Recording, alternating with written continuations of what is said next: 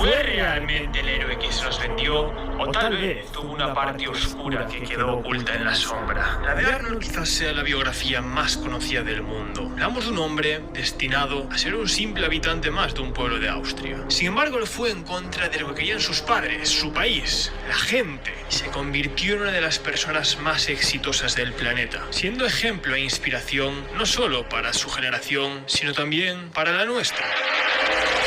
Sobre Arnold se ha dicho de todo. Recientemente hemos conocido su versión, la forma en la que sus ojos han visto su vida. En cambio de Arnold han hablado enemigos, amigos, amantes, detractores, famosos, cercanos, todo el mundo. Y eso hace que conocer las enseñanzas de esta vida irrepetible sea complicado. Por esa razón, hoy nos adentraremos no solo en las luces, sino también en las sombras, en la mentalidad de un hombre sin escrúpulos, dispuesto a dejarlo todo atrás, que llevó el culturismo a las calles, que realzó la masculinidad de su generación con sus películas de acción y que luego influyó en la vida pública. Arnold no fue presidente de los Estados Unidos porque su constitución se lo prohibía. Pero ¿hasta dónde llegaba su ambición? ¿Qué hay detrás de la mente más ambiciosa y tenaz del último siglo? Señores y señoras, sed todos bienvenidos al documental de la vida de Arnold Schwarzenegger por Dibra.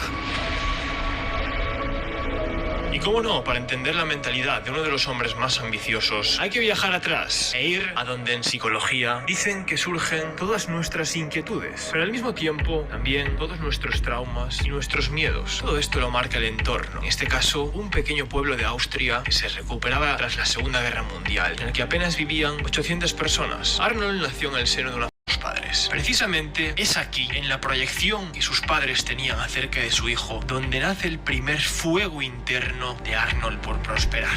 Growing up like the way I did, poor and with none of those luxuries, all of those things, made you much more hungry for success.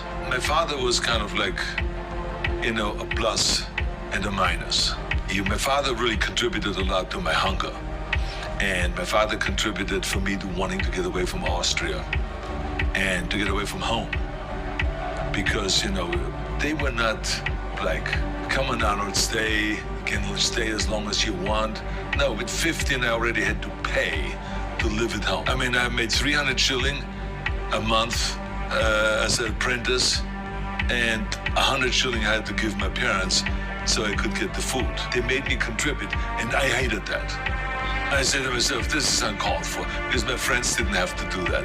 So it was that kind of a thing. So I said, I'm going to get away as fast as I can. I will show you guys. So it gave me the motivation to just leave and get out.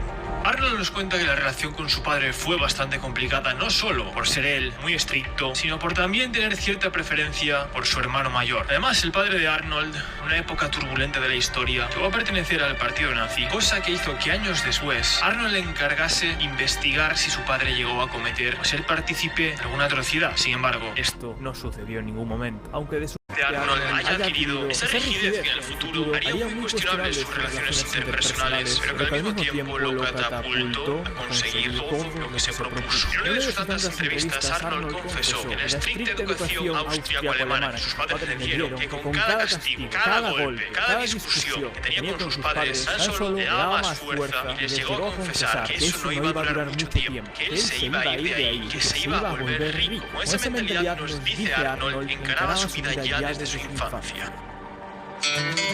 ¿Y dónde estaba el límite de Arnold en todo ese tiempo? Pues en el entrenamiento. En 1960, el noble austriaco pisa por primera vez un gimnasio después de que su entrenador lo llevase para mejorar su fuerza general en otros deportes. Pronto Arnold descubre que él había nacido para eso. Digamos que el gimnasio fue para Arnold la chispa que hizo brillar todo ese sueño. Todo ese sueño de llegar a ser alguien, de triunfar. Él también había crecido viendo las películas de Steve Reeves haciendo de Hércules. Él sabía que tener un buen físico le podría abrir muchas puertas. Por esa razón no tuvo ningún reparo en entrenar todo lo que hiciese falta. Con 15 años Arnold decide centrarse en el culturismo en lugar del fútbol, o más que en el culturismo, en los deportes de fuerza en general. Arnold fue halterófilo, fue powerlifter. Sus fuentes de inspiración las encontró en el cine, precisamente en las figuras masculinas de aquella época, como Reg Park, el ya mencionado Steve Reeves. Y con esto, con su pasión ya definida, Arnold comenta que también le llegó a trasladar a sus padres que iba a ser el hombre más fuerte del mundo. Por eso empieza a entrenar para encontrar una medalla en alguna competición local, poco a poco ir escalando a nivel deportivo. Sin embargo, en su camino se interpuso el servicio militar austriaco. Arnold tuvo que rendir ante el ejército de su país en el 1965, cuando su mente seguía proyectada en su progreso. Sabía que Austria y futuro no iban de la mano, y que para llegar a su tan ansiado reino de las oportunidades, como él denominó Estados Unidos, para eso tenía que salir del país. Y en ese mismo año, 1965, apareció ante él una oportunidad para empezar a destacar en Europa. Mientras estaba realizando el servicio militar, Arnold deserta, escapa de sus instrucciones como militar y acude al Mister Europa en la categoría Junior. Para que veáis si Arnold era visionario o no, él ya veía ese campeonato como su billete a América, dicho por él, el sitio donde podría convertirse en una estrella y volverse rico. De esta forma, en 1966, coge su primer vuelo hacia Londres para participar en el Mister Universo. Acaba en segundo lugar debido a no tener la definición muscular esperada, pero en Arnold se veían ya unas formas y un tamaño con potencial para ascender a las grandes categorías del culturismo. Sus brazos,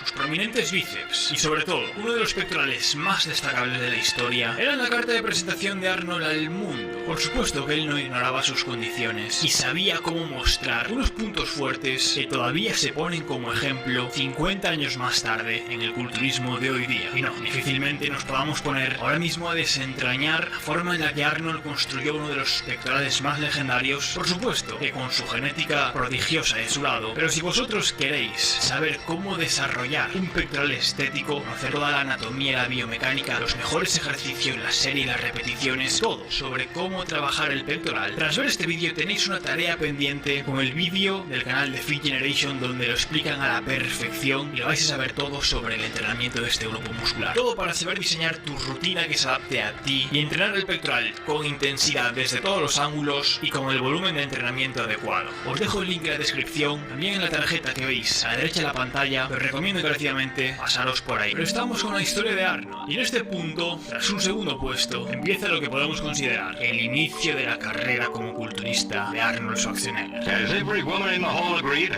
when the Supermen of Europe got together in Cologne for the International Bodybuilding Contest.